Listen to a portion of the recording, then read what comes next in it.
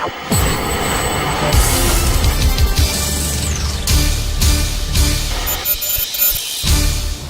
Jeffrey Kenney, and thanks for joining us for this edition of America's Survival TV on Roku. Our guest tonight is the anti-communist Brazilian writer and philosopher Olavo de Carvalho. The new book, The USA and the New World Order, features a debate in which Olavo debates one of Russian President Vladimir Putin's key advisors, Alexander Dugin. Olavo is the president of the Inter-American Institute for Philosophy, Government, and Social Thought, and is one of the scheduled speakers at the March 21st Conclave for Democracy to be held at the National Press Club in Washington, D.C. The goal of this event is to organize opposition leaders and political activists from Latin America on behalf of political and economic freedom in the Western Hemisphere. Olavo now lives in the United States, but has written extensively about how his home country of Brazil went Marxist. He said that it was through the destruction of high culture, the reduction of universities to centers of communist propaganda, and the country's descent to levels of moral degradation which would have seemed unthinkable before. Well, doesn't that sound familiar? Well, can America be saved? Can the world be saved? Those are the topics tonight on America's Survival TV. And with that, we'll go to Cliff Kincaid in the Washington, D.C. area. Jerry, thanks a million. We do have a great treat tonight. We're going to be talking with Olavo de Carvalho, the Brazilian philosopher and writer, who can explain not only what's happened to Brazil, which is being led at the current time by Dilma Rousseff, the former communist guerrilla, but can explain the same processes that were at work in Brazil as they affect the United States, not only America under Obama, but so many different countries throughout Latin America. And he's somebody who has a long experience in living under not only Marxism, but debating the proponents of the anti-American left, including, most recently, Professor Alexander Dugin, who is an advisor to Russian President Vladimir Putin. Now, Jerry, in his introduction, mentioned this book. It's not actually out yet, but this is a pre-publication copy of Olavo debating Alexander Dugin on the subject of the New World Order and the USA. Now, the book is not out yet. This is a pre-publication copy, but we'll tell you how you can get information about this very, very interesting debate. We have to understand the competing forces in the world globally. And as a matter of fact, just today we have posted a new column I've written about the role being played by the Roman Catholic Church in world affairs. Now, getting back to Alexander Dugin for a second, faithful viewers of America's Survival TV know that we published last year this book, Back from the Dead, The Return of the Evil Empire. Now, if you look closely at that book, you look right under Putin on his left side there, that is the face of Alexander Dugin. And there is a section in that book on the influence of Dugin. This is somebody who has combined various forces, various elements of totalitarian thought, including certain occult elements from Russia, into this new vision, or we might call it a nightmare for the world that Putin is pursuing. But of course, he's not doing this alone. Putin has a lot of elements and alliances behind him, not to mention one that's been in the news over the last week or so, the regime in Iran. But also, don't forget the international communist or Marxist left, which has been taking power country after country after country in Latin America. We're going to be talking about all of this and how we in the United States can hopefully survive such a fate here. But we're going to get into it in order to understand what has happened to so much of the world. And we are on the road to some kind of, you could call it a world government, some kind of global community. That may be another euphemism. Who is going to dominate this unfolding, developing state of world affairs? We see these various competing units of power, Putin's Russia, the Roman Catholic Church, the international communist left, global Islam. What role will the United States play? Can we, in fact, survive the last 2 years of President Obama? These are all the questions on the agenda tonight as we welcome Olavo de Carvalho, again, president of the Inter-American Institute, veteran anti-communist Brazilian writer and philosopher. Olavo, thanks for coming on the show with us tonight. Thank you for this kind invitation. It's a great pleasure to be with you again. Olavo, I've known you for many years. You've always been a fighter for Western values, for Christian values. It must be so troubling to look at the success that our enemies have had around the world and to see the Roman Catholic Church. I know you're a Catholic. I'm a Catholic. We're very disturbed about the path that Pope Francis has been taking recently, and we can get into that. But explain, if you would, please, what has happened first to your country of Brazil, how you were one of the sort of a voice in the wilderness down there, trying to be the resistance, speaking for the resistance to the Marxist wave, the revolutionaries who have taken power down there. How did it happen to a country like Brazil?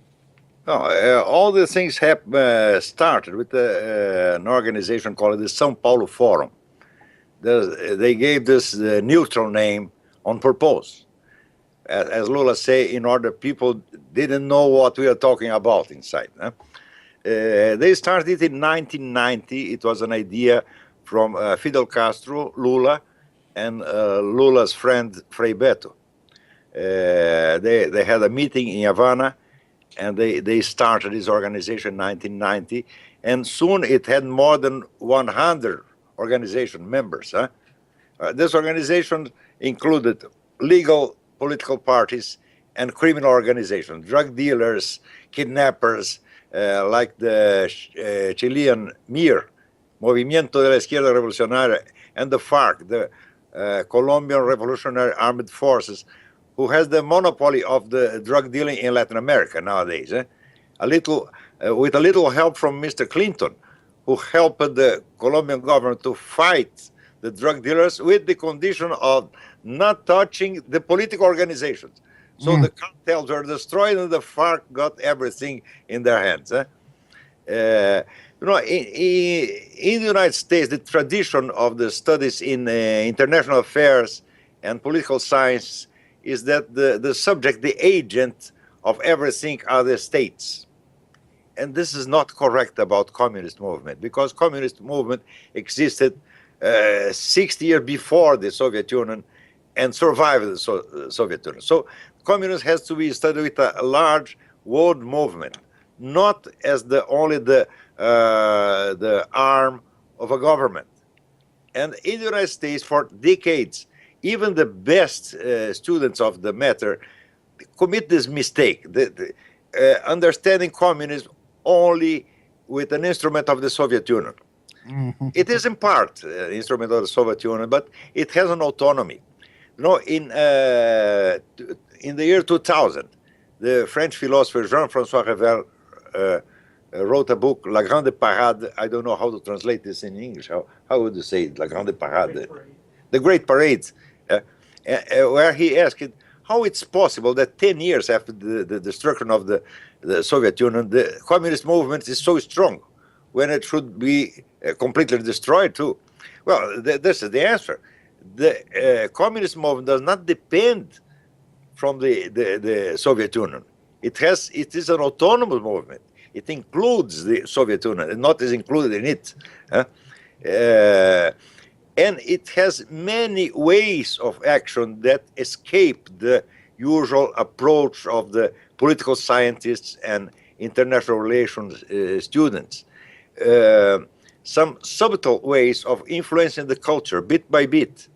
They learn, in the 20s, the Hungarian philosopher George Lukács proposed some changes in the communist strategy, and he was repelled by the Soviet Union. They said, we don't want this here, but they sent him to Germany, where he founded the so-called Frankfurt School. And the speciality of the Frankfurt School is cultural penetration, cultural destruction, very subtle and long-term destruction, destructing all the values, all the beliefs, all the trust, the confidence of people one another, and spread suspicion everywhere, and speak against everything. Yeah? And this was eroding the national American culture and national American pride and so on. It was a very slow process, and most people could not evaluate the strength of the things. This is strength by a cumulative effect along the decades. All this was not autonomous.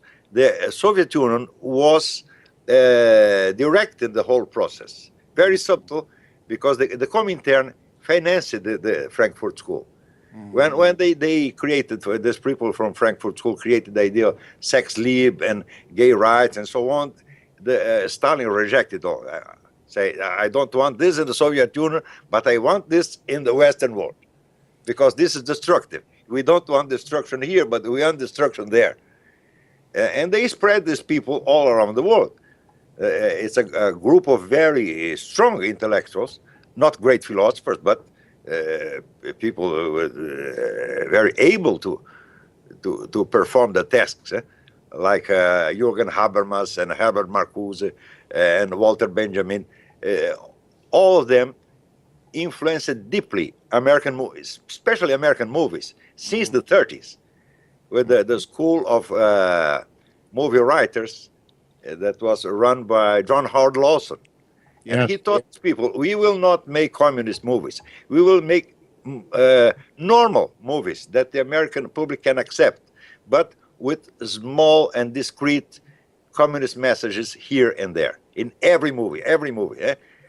So it's very difficult to find some American movie since the 30s, 40s up to now that you don't find any anti-American message.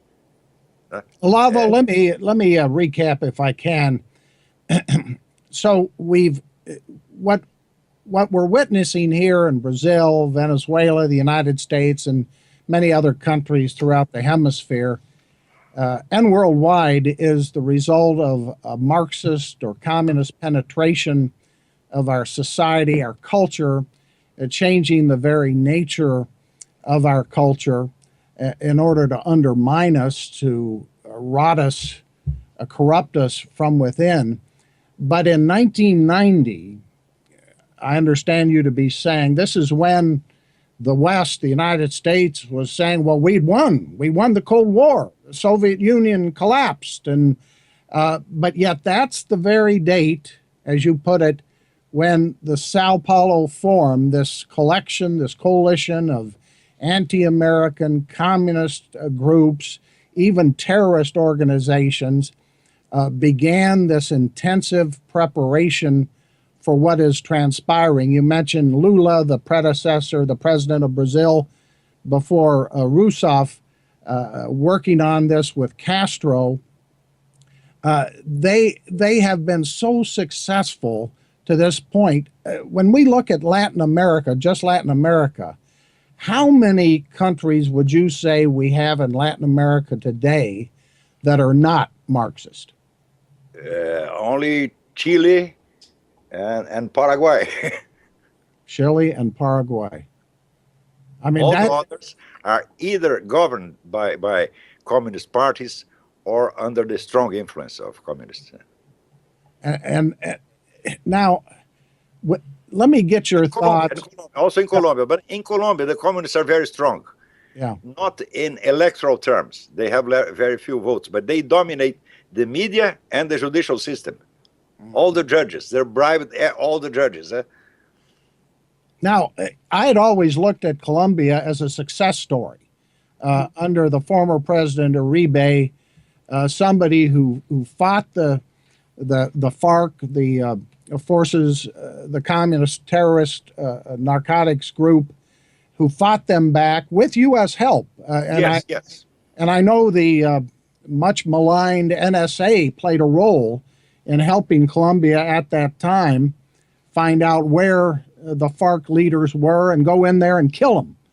We know there was a great success there, yet it seems like when we look at Colombia today, Uribe's out of office. His former associate is now the president, Santos. He's negotiating with the FARC in Havana. What's going on with Colombia? You know, Santos was elected under the slogan, no más FARC, no more FARC. I was there. I saw the electoral campaign. I helped him in the campaign. It was wonderful to see the enthusiasm of the Colombian people against the FARC. So everybody voted for Santos. He had more than 70% of the votes. It was a great success. And the next day, he betrayed everybody. How do you explain that? Was he secretly an agent of the other side? Was he bribed? Has he been corrupted? I believe he was bribed because he was the minister of the defense in the time of Uribe. And he did a great job against the FARC. But he changed his mind in 24 hours. I can only explain it by bribery or any other secret manipulation. But I don't believe he was always a traitor, always an agent. No, this is impossible. Because it was he, the direct responsible for the military destruction of the FARC. Now, let me ask you about one other country which was in the news a couple years ago when Venezuela under Chavez was trying to take control, and that is Honduras. What's the situation there? I don't know what is happening now, but it's not bad. It looks to be normal, stable. They have a stable democracy with a leftist president, but as a moderate guy. He will not persecute his adversaries and so on. So politically it's normal. Huh? Now, the Sandinistas are back in power in Nicaragua. The leftists have taken the presidency in El Salvador. I mean, all of this has been happening while the United States and the West gloated in the collapse of communism. Was this part of the deception to get us thinking that we had won? And meanwhile, they made all this progress from their perspective right under our noses in the Western Hemisphere? Yes, in part it was a deception, but in part it was also a mistake from American politicians and opinion makers, because when they defeated the Soviet Union, but not the communist movement, they thought those things were the same. They are not the same. This is the problem. Yeah, the communist movement created the Soviet Union and survived it. It's very strong in the whole world, and nothing was done against them. It was done against the Soviet Union, and very well done by Ronald Reagan. Huh? But this is not everything. So, as you just observed, in the very year where the Soviet Union was toppled, they were creating the Sao Paulo Forum, and the motto, the slogan was, "We will reconquer in Latin America everything that we lost in East Europe." And they did it. And in the beginning, nobody believed it, because people in Brazil, they read the American press and believe everything. So when they read the Soviet Union is over, they said there is no more communism. There's no more problem. And I try to explain that the communist movement is not the same thing as the Soviet Union, but everybody say I was crazy. Yeah. When I started writing about the Sao Paulo Forum, nobody believed it. Yeah, I was not the first to investigate this. It was there was a lawyer in São Paulo called José Carlos Graça Wagner, a great friend of mine. He is already dead, but he had a full room full of São Paulo Forum documents, and he wanted to write a book about it, but he had no time. He died, and he gave me part of these documents, and I started publishing. At that time, I had a column in the big Brazilian newspaper, O Globo.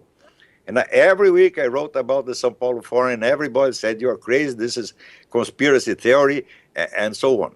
But in 2000, I believe in 2003, no, 2005, Lula himself made 2 speeches in the celebration of the 15th anniversary of the São Paulo Forum, confessed everything. He told, We have this organization. It's not properly secret, but it's discreet, so that nobody knows what we are talking inside it, and so on. And he told everything. And soon after, there was a video of the Third National Congress of the Workers' Party, Lula's party, confessing this São Paulo Forum is the strategical coordination of the left in Latin America. Because when I started writing about this, the Workers' Party reacted, saying, "Oh, you are lying. The São Paulo Forum is just a club for debates. It has no authority at all. All this is a lie." I said, "No, the club of debates does not issue resolutions." And every General Assembly of the São Paulo Forum ended with resolutions that were signed unanimously by 200 parties. So it was the whole of leftist politics in America that was decided in the São Paulo Forum. And Lula even boasted that we put Hugo Chavez in the power, because Hugo Chavez only entered the São Paulo Forum when the organization was already 5 years old. He was a newcomer, but he was very well received, and people decided to promote him. And they put him in the presidency of Venezuela. And Lula boasted, we did it. So there was a kind of mutual interference in the politics of several countries. The government of one country interfering in another one. This was, for them, was normal. And all this was secret. Ladies and gentlemen, we're talking with Olavo de Carvalho. He's president of the Inter-American Institute. Go to his website at theinteramerican.org, theinteramerican.org. Now, there's so much I'd like to talk to you about. This pre-publication copy of the book, The USA and the New World Order, with your debate with Putin advisor Alexander Dugin, is just fascinating in so many ways. I do want to talk about that, as well as President Obama and his relationship with this international communist movement. Of course, he regards Brazil as a friend, the government of Brazil. He just normalized relations with Castro's Cuba, using Pope Francis as a mediator. Let's get back to the old Soviet Union and Russia today and get your thoughts on that, Olavo, because as I read this debate you had with Dugin, and we'll give you the website where you can read it for yourself up on the internet. And when I read a very interesting article you have posted at your Inter-American Institute website as well, it seems like you've concluded that Dugin has combined, I think as you put it, elements of the old Soviet Union, Tsarist Russia, some esoteric philosophy, some elements of Nazi philosophy. I mean, it looks like he's throwing a heck of a lot of stuff together to keep Russia going and to make Russia into a modern-day imperialist power. Is that a correct reading? Yeah. I believe that ideologically or philosophically, Dugin's thought makes no sense at all. But it makes very good sense in the strategical point of view, because he's a great strategist. And his strategy is to gather everybody that has something to do or to speak against the United States.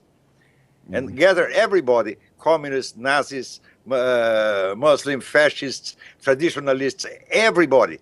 And he is well received in all these groups. And this is his magic. We will not discuss our difference, because we have we have to first to destroy the great Satan, that is the United States. He creates many strange theories that there are some Atlantic powers and terrestrial powers, and the terrestrial powers are the good guys, and the Atlantic are the bad guys, and we have to destroy the Atlantic. Well, the Atlantic are the United States and Great Britain. The most extraordinary thing is that he is very well received in very different groups. Can you imagine communists, hardline KGBs, sit on the same table with the French New Right? And traditionalists, disciples of René Guénon and Julius Evola. And he is able to gather all these people and to make all them to speak like friends, because they are all against the United States. This is a work of genius, but it's not properly an ideology, and it's not a philosophy. It is a strategic conception. And let's talk a little bit about the Muslim. He inspired in part in Stalin, because few people know that Stalin did a great job with several nations in the Soviet Union.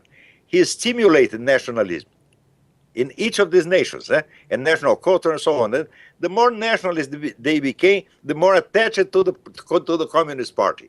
And so he conciliated different interests, completely antagonistic. And Dugin is doing exactly the same thing. Mm-hmm. Now, let's look at a couple elements of this Dugin approach that Putin seems to be following. What is Israel a target? Clearly, the Iranian nuclear weapons program wouldn't be where it is without Russian support. Russia has provided the nuclear reactors. Russia provides diplomatic support. What is Russia's role vis-a-vis Israel, and what is the ultimate aim here? Is it to destroy Israel? And in your view, I know you're a supporter of Israel as I am, do the Israelis, and they're coming up on an election in just about a week or so, do the Israelis realize the role being played by Russia in all of this? I am not sure if they are aware of this thing, but my main thesis in this debate was that there are three big globalist schemes in the world. There is the Western scheme, the Bilderberg, the George Soros and Rockefellers and these people, and then there is the Russian-Chinese scheme, that is a heir of the old communists, and there is the Islamic scheme. And they are competing. Sometimes they are competing, sometimes they are collaborating. And the only countries which have condition to resist this are the United States and Israel, because they have a strong national consciousness, the awareness, they have traditions, and they have reason to fight. Yeah. All the others are yielding before this powers. The European Union is itself an instrument of globalism, and we see no resistance except in the United States, in part of the United States, let's say half of the United States, the other half is globalist, and in Israel. And so they have to destroy, absolutely to destroy the United States. In order to destroy the United States, they have to destroy Israel first. Mm-hmm. But it's not only Russia who wants this. Russia wants this, and the Muslims want this, and the Western globalists want this too. Mm-hmm. Because they cannot stand any kind of national identity. Well, Israel has a very strong national identity, and they have 5,000 years of reasons to have a national identity. They will not accept this kind of globalist authority over them, never. And the Americans will not accept it either. And so these are the main obstacles, the United States and Israel. Mm-hmm. So you have three great schemes. Well, and the Catholic Church. The Catholic Church could be and would ideally be the main center of resistance to these three schemes. But it looks to be adhering already to these things. Yes, to this and that's Olavo, that's the subject of a column. I've written a couple articles about this. I've got one up today about how a leading Marxist writer has actually written a long piece. Let me grab his name here. Has written a long piece. I quote it in my own article as referring to the capture by, quote, progressive forces of the Vatican. And this Marxist says that, in his view, Pope Francis, who comes from Argentina, who's a Jesuit, is part of a process to take over the Vatican, to use it on behalf of these progressive forces internationally.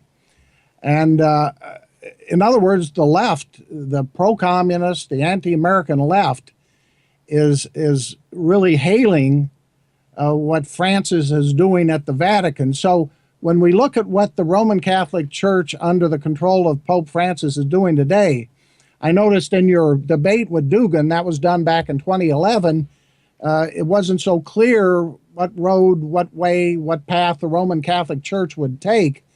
Do you believe Francis today has been captured by the Marxists, or is he just confused and going back and forth and doesn't truly understand the global power struggle he's in?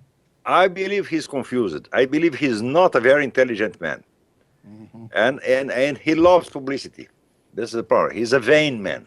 It's obviously. He tries to pretend he's a very humble guy, but this is not true. He loves to be seen and applauded. He craves this. And this is an easy victim for these manipulators. But we have to take into consideration the fact that the infiltration of communists in the Catholic Church began in the 20s. Yes. We have now 90 years of infiltration. So in the 60s, in the Second Vatican Council, they were already very powerful. They control almost everything. And the last Pope, Benedict XVI, he used to say, "My power stops at that door." He felt surrounded. He felt as a prisoner. I don't believe he renounced it by reasons of health. Yeah. I believe he said, "Well, I cannot do nothing. I'm a prisoner. If I cannot do anything, I'll not stay here." And Malachi Martin, do you know Malachi Martin? Yes. He wrote a very good book in the time of John Paul II called The Keys of This Blood. Yes. And he said that the mission of the Catholic Church was to resist this globalist schemes. And John Paul II was very aware of what is happening. He understood the situation. He didn't know what to do, but he understood what happened. This man doesn't understand anything. I believe he's a superficial mind. Well, that could be.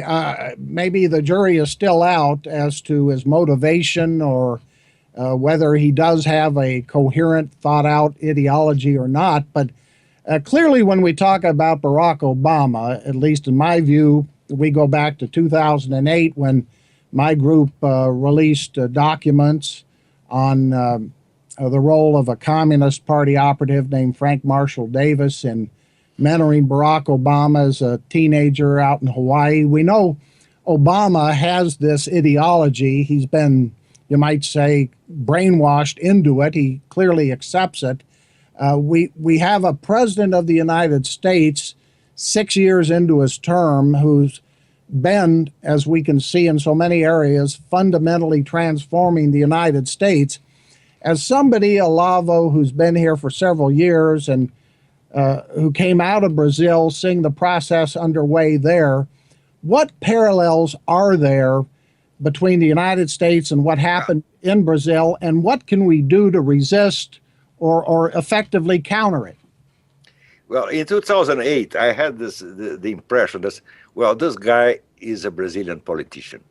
In Brazil, we are used to this level of dishonesty and mendacity and so on, and Americans are not. They cannot believe a guy can be so dishonest. And I said, well, they will need some time to get adapted to the situation, adapt their eyes to the situation and see what's going on. But if a guy can be elected president of the United States with false documents and with hiding most of his biography, and nobody can even ask him about it, well, and so the nation is defenseless against this kind of scheme. Yes. And this is the problem here. This guy is a level of malice, weakness that the Americans are not used to, but they have to get used fast. Otherwise, the same thing that happened in Brazil will happen here. Because in Brazil, now people might say, "Oh, come on, Brazil's still a democracy. You've still got elections down there in Brazil. We have elections up here. We can elect a Republican Congress. Obama's going out of office in 2 years. We can elect a Republican president. Everything's going to turn around." Well, turn around, but during 8 years, he can do a lot of things, a lot of destruction. Yeah. And then you have a new president.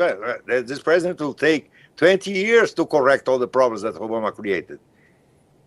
He did a great harm to the United States. This was not free. This will cost lots of money and lots of time and lots of human effort. And all this could be avoided if in 2008, the first one who published something about Obama's documents was a lady called Debbie Schlussel. And everybody thought she was a little crazy. Yeah? And I say, well, she's crazy, but she's telling the truth. The document is really false. You can see with your own eyes. But nobody wanted to believe because this was too bad. This was looking even too stupid. He said nobody will try to dupe us with such a childish trick. Well, they did the childish trick and it worked. This is the fact.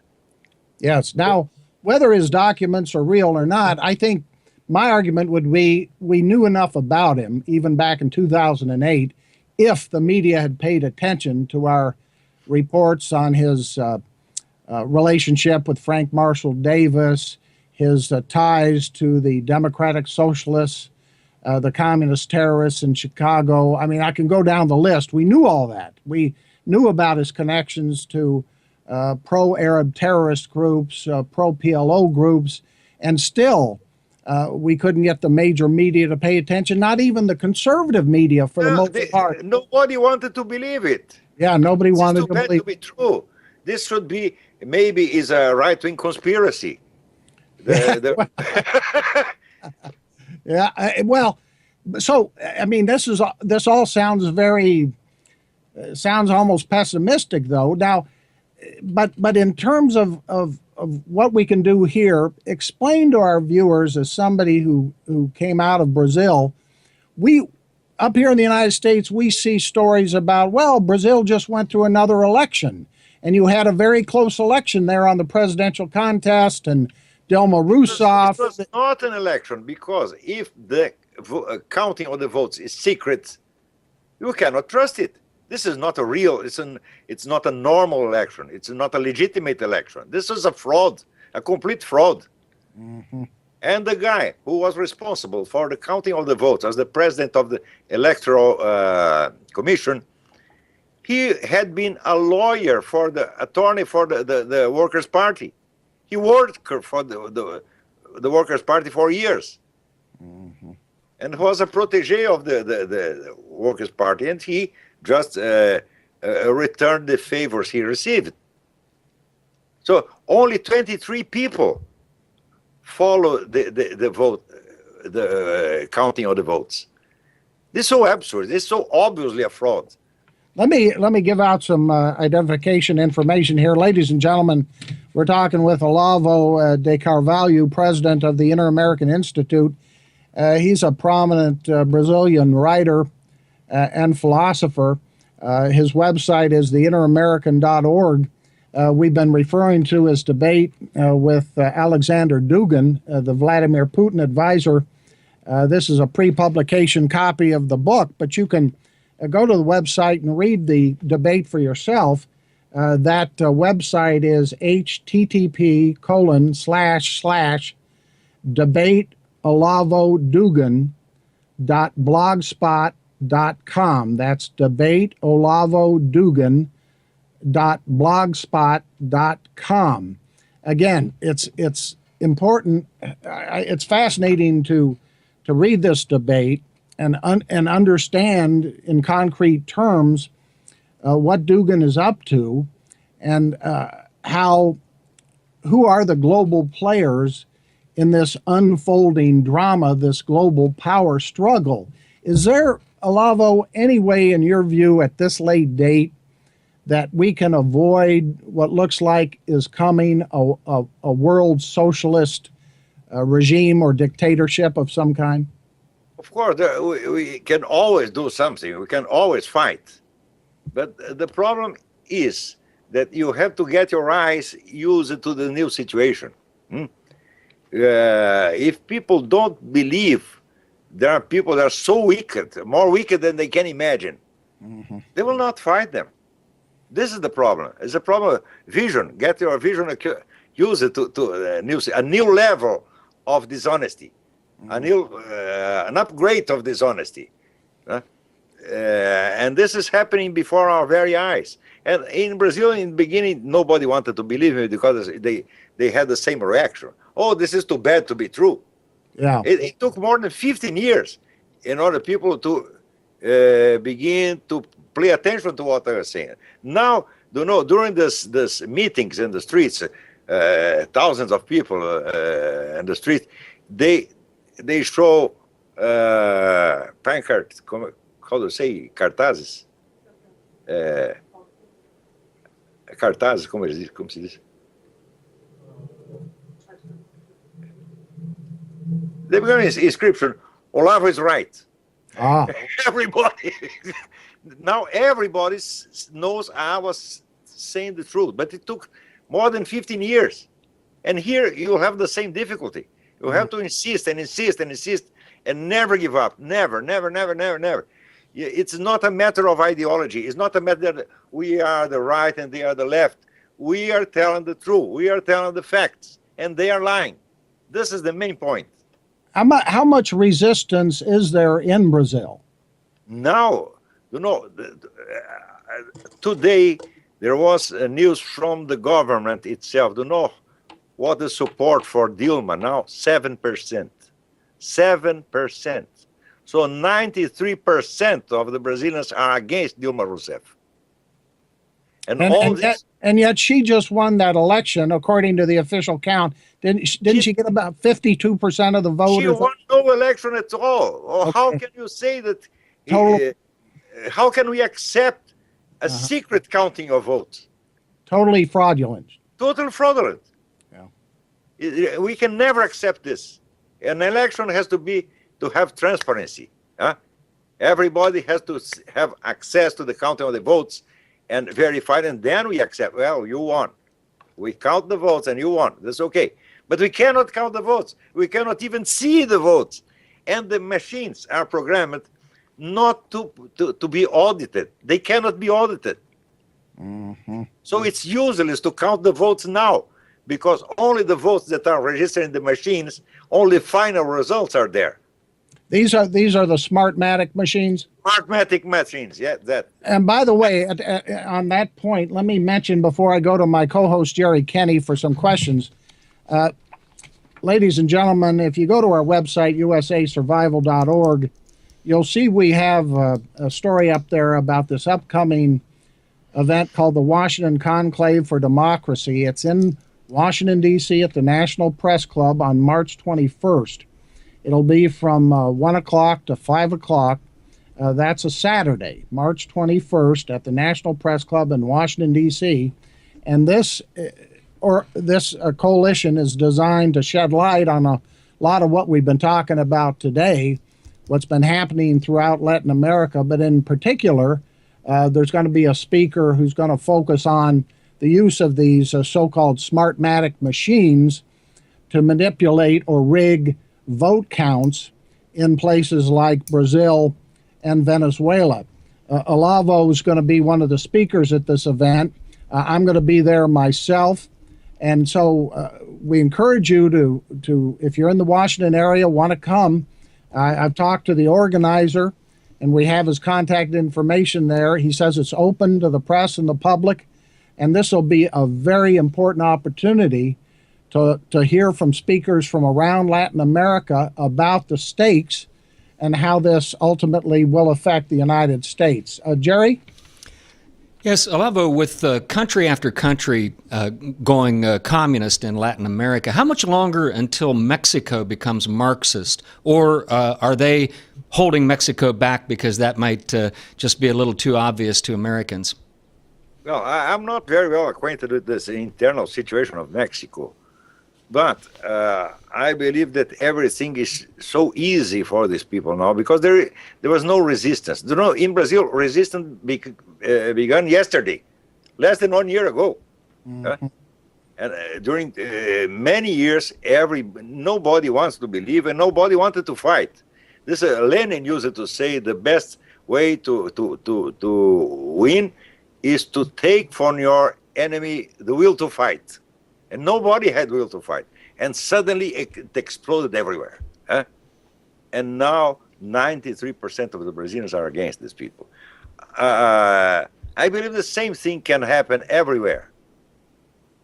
But the problem is most people, they don't want to see how serious the situation is. Because these people, they have been proceeding bit by bit, very, very slowly, very discreetly.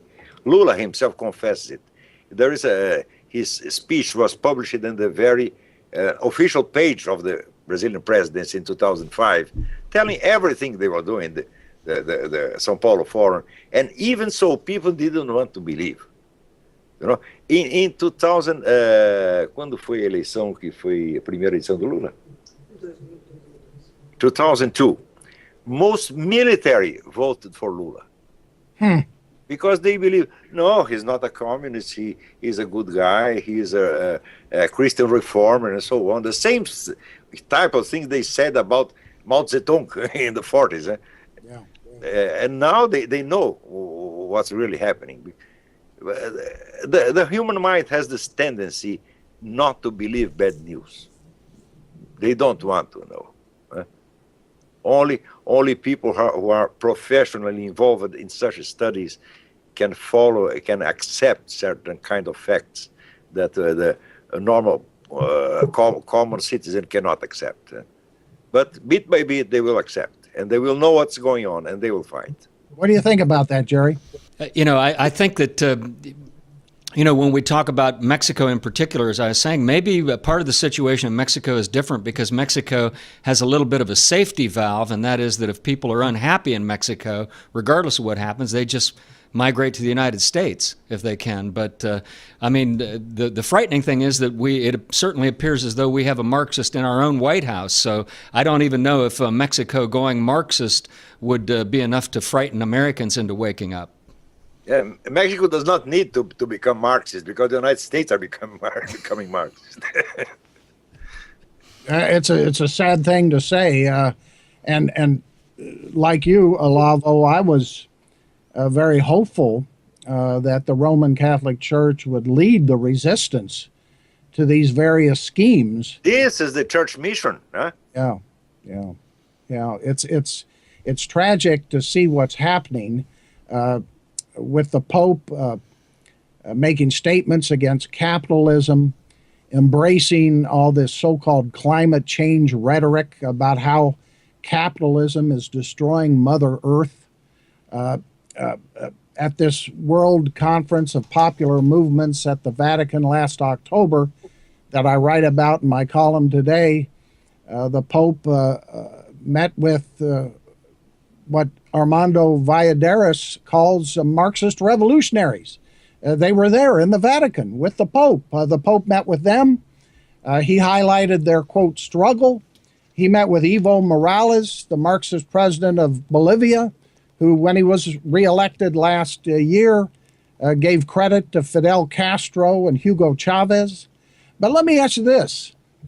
When we look at the fact that Marxism doesn't work economically, and we see what's happening in Brazil, but even equally significant in Venezuela, where the economy is just deteriorating by the day, is the corruption of the communists enough to wake a lot of people up? I believe this is another problem with the American vision of these things. Because economic failure can topple a government in a democracy, not in a dictatorship. A dictatorship gets stronger when it fails economically. Because if the people have nothing to eat, they have no money, they cannot organize themselves and react. They're weakened. Huh? So for a dictator, economic failure is good. But in a democracy, of course, if let's say the price of the gas goes very high, people get revolted. Huh? But if you have a dictatorial system that dominates the country, misery, poverty is good for them. So no matter how many economic failures they have, no matter how much corruption, it's not going to threaten their rule. Economic failure can be a political gain. But corruption is another thing. Because when people hear about corruption, they feel they were robbed, and they get revolted. But so poverty is one thing, economic failure is one thing, and corruption is another thing. It's corruption that is destroying the Worker Party's system in Brazil. Because people are really angry with this. But as long as the Workers' Party runs the electoral process and can count the votes, they'll never give up power. I believe they'll never give up. They have to be toppled by a direct popular intervention. I don't believe very much in a military intervention, but I believe in popular intervention. They have to expel these people from political life forever. Now, what do we do, though, in the meantime, about Vladimir Putin invading Ukraine? The United States under Obama refuses to even provide weapons to the Ukrainians to defend themselves. As long as Obama is in the president, you can do nothing. The United States are lost. This guy, the other day, he said that Venezuela is a threat to the United States. It's not. Venezuela is a threat to Brazil. What's a threat to the United States is Russia and China and the Muslim world. But he cannot say this. So see, he blames Venezuela, a little country. This is of course, is disinformation. Venezuela is no problem for the United States, but Russia and China are. And because Russia and China are acting by means of Venezuela. Venezuela is an instrument for these people. Venezuela is not the active agent of the situation. It's an instrument only. But Obama will never say this because he is trying to collaborate with Russia and China and with Iran and so on. He's obviously against the United States. It's one needs to be blind not to see this. Yes. Well, it's an extraordinary situation we have with a Marxist in the White House in the United States. The failure by so many in our political system and our media, including on the conservative side, to recognize what's happening. I agree with you totally. There's still people who just can't bring themselves to admit we have a Marxist in the White House and to react accordingly, to call him that, to say it like it is.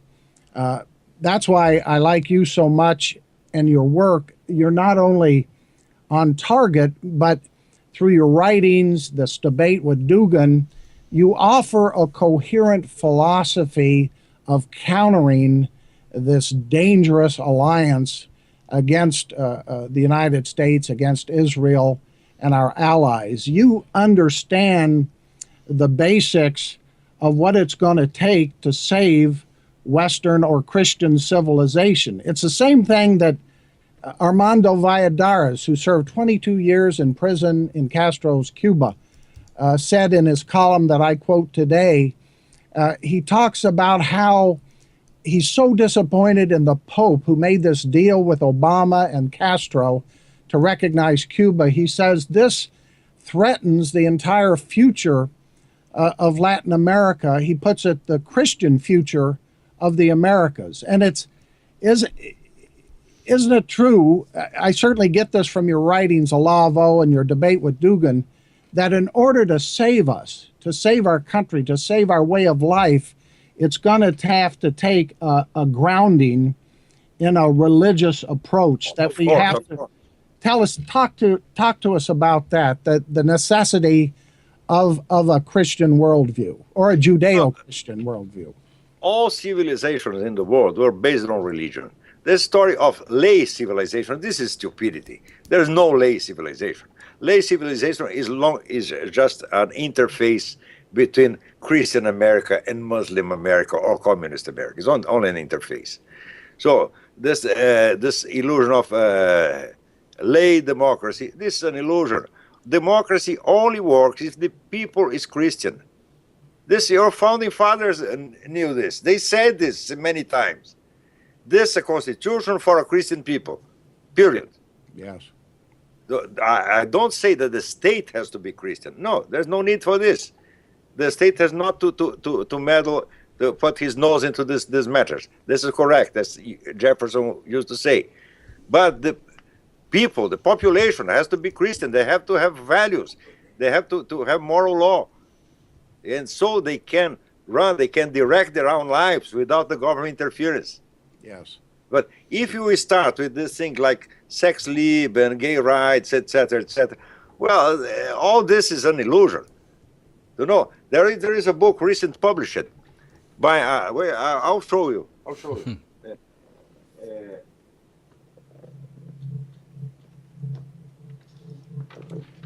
This guy, David Richards, is a gay ideologue in Great Britain. Mm-hmm. And he wrote this book, The Rise of Gay Rights and the Fall of the British Empire. Mm. And he said, we, the gays, we toppled the British Empire. And he's right. Because, you know, in every nation, you have a kind of an elite, an aristocracy or oligarchy. This is a fatality. This exists everywhere. The problem is when the oligarchy goes against the country instead of defending it. Yeah. How do you do this?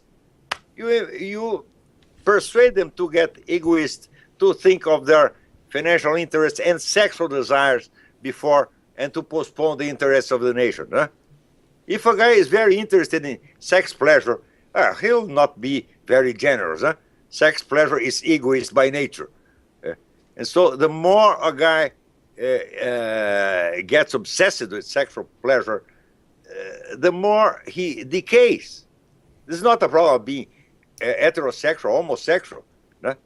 In Brazil, there is a guy who is proposing heterosexual pride. This is stupidity. Heterosexual, homosexual is sexual. And any politics based in sexual desire is crazy and destructive. Anyone. And, you know, Stalin knew it. This is the reason Stalin didn't accept these people for the Frankfurt School in the Soviet Union. He said, you'll go to preach these doctors in Germany, in the United States, not here. And it's gotten so bad. Marxism. Gotten so bad that, as I wrote about in a recent column, we've got this person, this former Army analyst, Bradley Manning, in Leavenworth, in prison in the United States. He's the one serving 35 years for espionage for giving classified information to WikiLeaks. This guy, he's obviously a troubled young man, is now in the process of going from Bradley Manning to Chelsea Manning, becoming a transgendered. And we're at this point in the United States, you probably read this, Olavo, that the U.S. Army, our Army, is providing at taxpayer expense hormone treatments so he can become a woman. I mean, this is the kind of thing that's happened. And I appreciate your point so much that in order to reassert or to recapture our culture, we have to be morally upstanding, upright people. And they are literally rotting us out from within. Yeah, they are duping us. Groucho Marx used to say, will you believe me or your own eyes? And these people are doing this with us because they dress a man as a woman and we have to accept she's a woman. But I'm seeing she's not. I cannot believe my eyes. I have to believe the government. This is absurd. This is an attack to human intelligence, an attack to human consciousness. This is a crisis of anthropological dimensions. Huh? It is. I mean, the idea that two men can get married? No, two men. 3 men. In Thailand the other day, there was a marriage of 3 men. And what, not 4 or 5 or 25 or 150, eh? A lot of men, all naked, doing group sex. This is now a family. Oh. They want us to accept this, and seriously, we cannot laugh. Huh? If you laugh, you are homophobic. Ah! They're forbidding us to see with our own eyes. Yeah, you're right. I mean, we're being taught to disregard what we see, what we know to be true, what we know to be based on morality and tradition. We're being taught, ignore all that and just accept it, go along with it. As we slide, I think it was the famous judge who didn't make it to the Supreme Court, Robert Bork, put it in his book, Sliding Towards Gomorrah. We're sliding into the abyss. And yet, so many of us are afraid to say, stop, we can't do this. We've got to save ourselves. We've got to save our country and our civilization, everything. We have to save our brain. Everything is on the line. Jerry, what do you think? Well, I think that people really need to understand what cultural Marxism is. You know, it's there is a reason that they're trying to degrade, our culture for political purposes. As you said, that's what it's all about. And there was a quote expert that was on the radio the other day, a psychologist, psychiatrist, I don't know what she was, but she was trying to explain to the audience here locally how prostitution should be legalized. And at that time, I'd had just about enough. And I called her and I said, you experts are the ones that are probably responsible for sending more people down the road to destruction.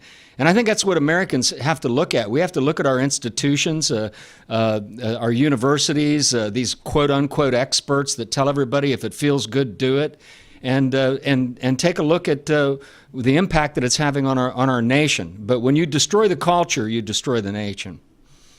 Of course.